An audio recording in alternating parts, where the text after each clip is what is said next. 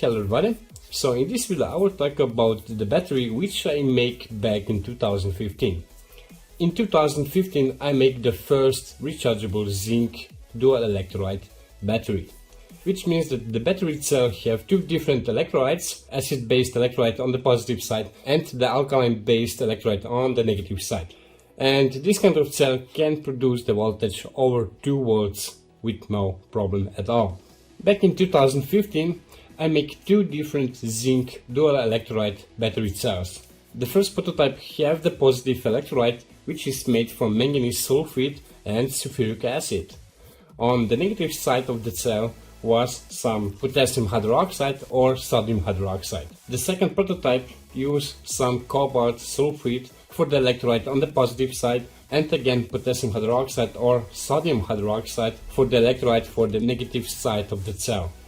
Then the zinc was used for the negative electrode, manganese dioxide was used for the active material on the positive side, and some graphite based current collector for the positive side of the cell.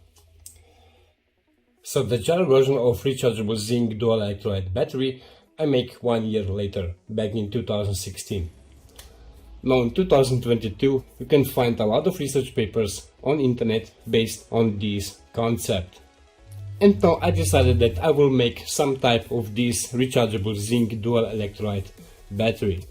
So like I said before, this type of battery uses two different electrolytes. On the positive side is used some acid based electrolyte, and on the negative side of the cell is used some alkaline based electrolyte.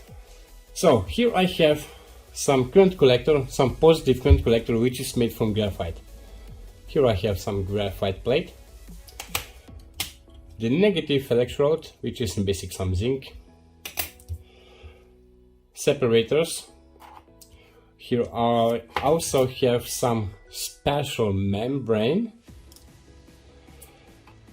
Some manganese dioxide.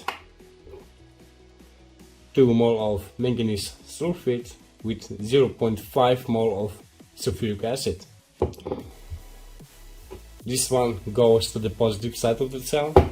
And here I have 6 mole of potassium hydroxide with a little bit of zinc acetate.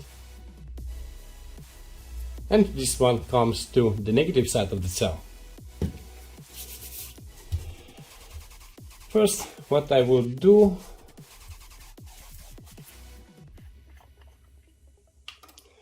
I will add a little bit of manganese dioxide on this graphite plate. So that cell construction will be in my old-fashioned cell construction, because this one, this cell construction is a little bit faster to make and so on. And you can also see how the cell is made.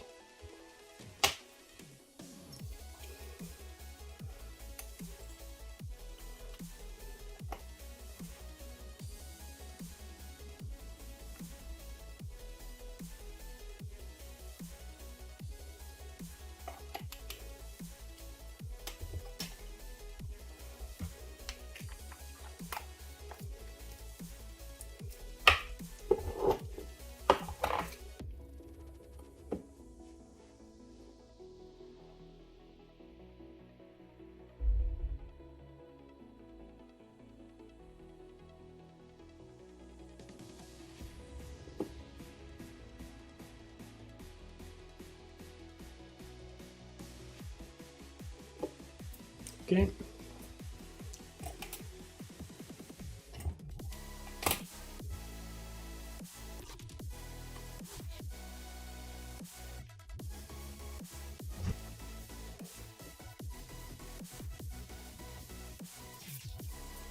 Potassium hydroxide on this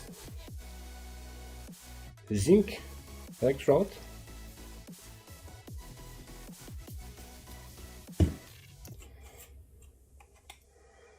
On this zinc electrode I put this toilet paper. This toilet paper is just here for soaking the electrolyte, that the electrolyte will stay in place, like so. And here I have this special membrane.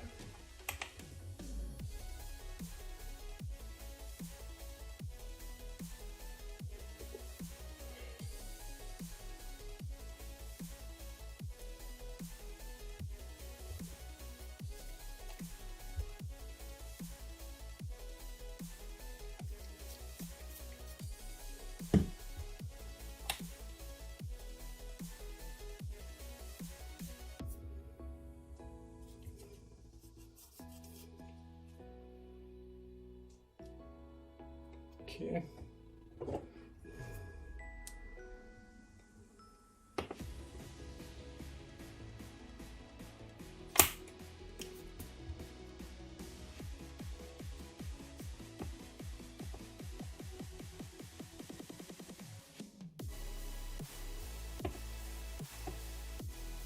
Something like this.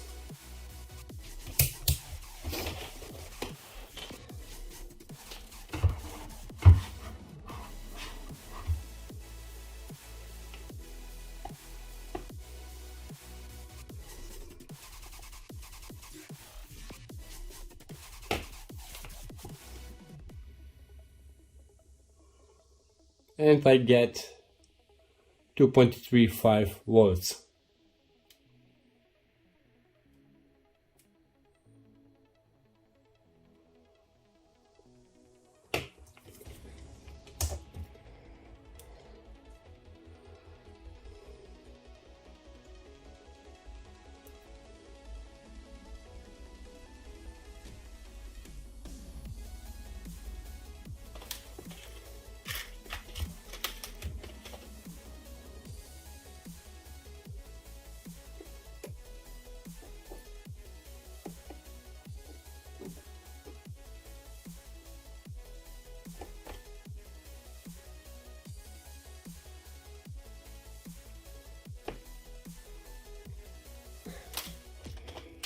Really nice.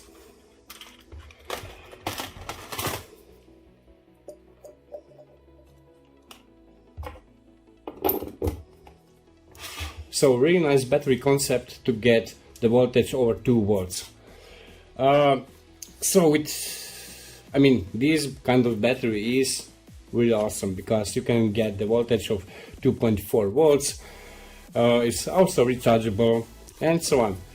But the problem is that this kind of battery have some complex construction because you use 2 different electrolytes, which is in basic some acid-based electrolyte and some alkaline-based electrolyte. And you don't want that these 2 electrolytes will mix together. That's why for this reason it's required that the battery have some special cell construction. The one cell construction which can fit to this battery technology is of course some flow battery cell construction, which means that you have 2 external electrolyte tanks. On the positive electrolyte tank you have the acid-based electrolyte, and on the negative side you have the alkaline-based electrolyte. And in the end you will get some really good flow battery with a cell voltage with 2.4 volts or even more. The second problem with this type of battery is of course the separator. You need to have some separator which will prevent that these 2 different electrolytes will not mix together. And one of the special membranes which you can find now on the internet is of course the Nafion.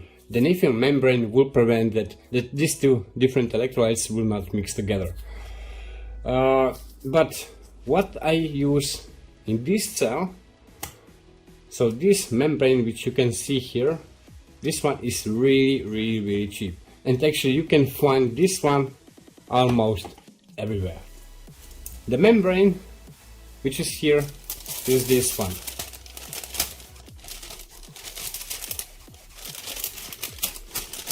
And this paper is some baking paper.